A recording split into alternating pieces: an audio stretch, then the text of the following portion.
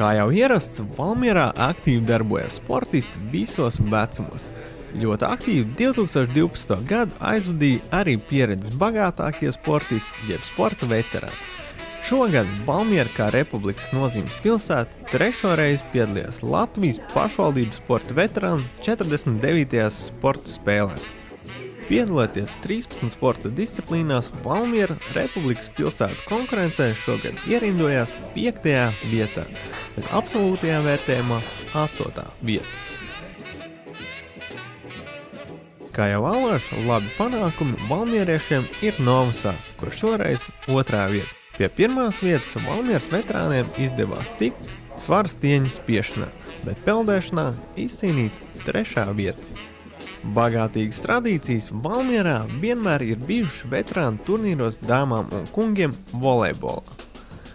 Latvijas pašvaldība 49. sporta spēlēs izdevās tikt pie 3 godalgām.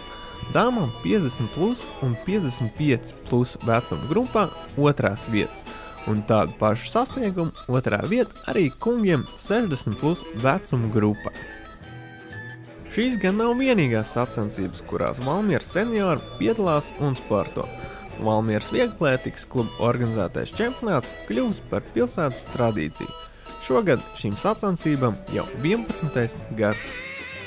Savukārt šoruden Daliņa stadionā norisinājās īpašs Raita Lērmes un Zigfrīda Baumaņa soļojums, ko organizēja abi minētie kungi, atzīmējot savu 70 gadu jubilejas. Soļojums pulcēja šī sporta veida veterānus no Vidzemes, Latgales un Rīgas. Valmieras sporta veterāni ne tikai piedalās daudz un dažādās meistarsacīkstēs, bet arī paši Valmierā ir organizējuši lielus sporta notikumus. Kā vienu no svarīgākajiem varam minēt atklātās starptautiskās vecmeistaru sacensības peldēšanā 2. elpa, kurās pulcējās 80 sportisti no Lietuvas, Igaunijas, Zviedrijas, Krievijas, Baltkrievijas un Latvijas. Vēl noteikti ievērību izpelnījās jūnija sākumā Valmierā notikušais Baltijas veterānu čempionāts badmintonā. Lūk, tāds īsumā bija ieskats par Valmieras veterānu kustību un sasniegto 2012. gadā.